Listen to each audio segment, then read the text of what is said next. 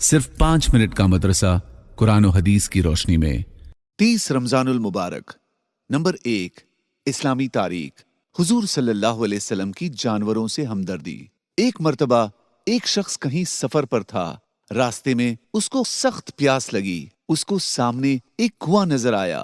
वो उसमें उतर गया। जब बाहर आया तो देखा कि एक कुत्ता सख्त प्यास की वजह से कीचड़ चाट रहा है। उसने अपने दिल में कहा कि प्यास से जो मेरा हाल हो रहा था शायद वही हाल उसका भी है। वो फिर कुएं में उतरा, अपने चमड़े के मोजे में पानी भरा, फिर उसको अपने दांतों से दबाया और ऊपर आकर कुत्ते को पानी पिलाया।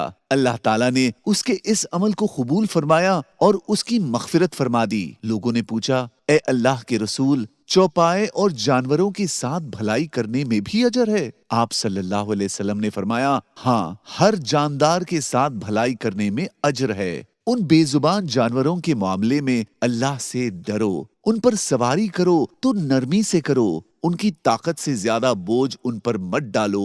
किसी हरियाली जगह पर जाओ तो उनको चरने का मौका दो। नंबर 2, हुजूर सल्लल्लाहु अलैहि वसल्लम का मोजज़ा, क़ुव्वत हाफिजा का बढ़ जाना। हजरत उस्मान बिन अबिल आस रज़ियल्लाहु अन्हु फरमाते हैं कि मैंने रसूलुल्लाह सल्लल्लाहु अलैहि वसल्लम से कुरान याद न होने की शिकायत की तो आप सल्लल्लाहु अलैहि वसल्लम ने फरमाया, ये खिंजब नामी शैतान का काम है, और फिर फरमाया, करीब आओ। मैं आप सल्लल्लाहु अलैहि वसल्लम के करीब आ गया।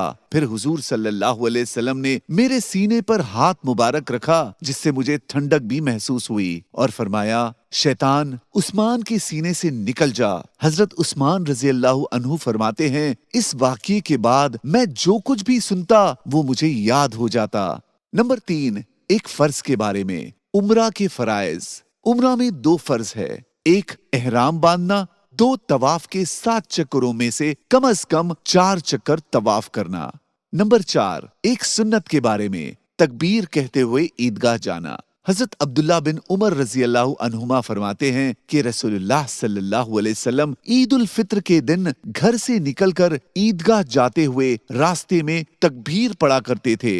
तकबीर ये है, अल्लाहु अकबर, ला इलाहा इल्लल्लाह, वल्लाहु अकबर वलिल्लाहिल हम्द।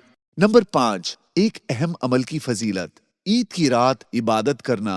रसूलुल्लाह सल्लल्लाहु अलैहि वसल्लम ने फरमाया, जो शख्स ईद उल फित्र और ईद उल अजहा की रातों को जाग कर अल्लाह ताला की इबादत करेगा तो उस कयामत के दिन उसका दिल जिंदा रहेगा जिस दिन लोगों के दिल मुर्दा हो जाएंगे।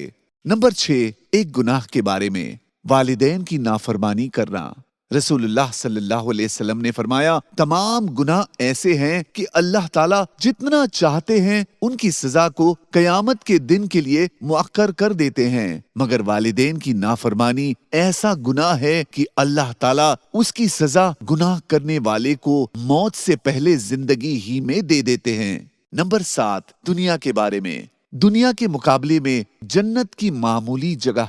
रसूलुल्लाह सल्लल्लाहु अलैहि वसल्लम ने फरमाया, जन्नत में एक कूड़े के बराबर जगह भी दुनिया और जो कुछ दुनिया में है सबसे बेहतर है। मतलब ये है कि जन्नत की इतनी थोड़ी सी जगह और वहां का छोटा सा मकान भी जहां मुसाफिर ठहरता है इस पूरी दुनिया और यहाँ की तमाम चीजों से ज्यादा कीमती है।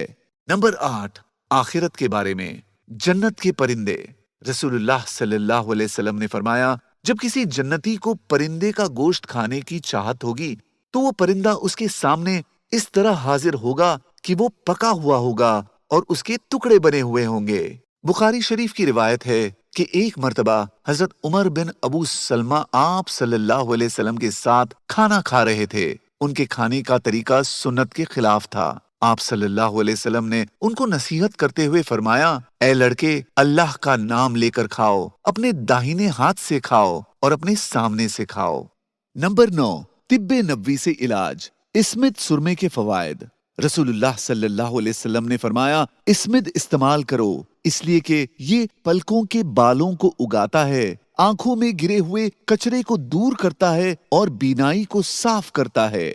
नंबर 10, नबी सल्लल्लाहु अलैहि वसल्लम की नसीहत, सदक़े फित्र ईद की नमाज से पहले अदा कर दो। रसूलुल्लाह सल्लल्लाहु अलैहि वसल्लम ने लोगों को ईद की नमाज के लिए निकलने से पहले ही صدقہ فطر ادا کرنے کا حکم دیا۔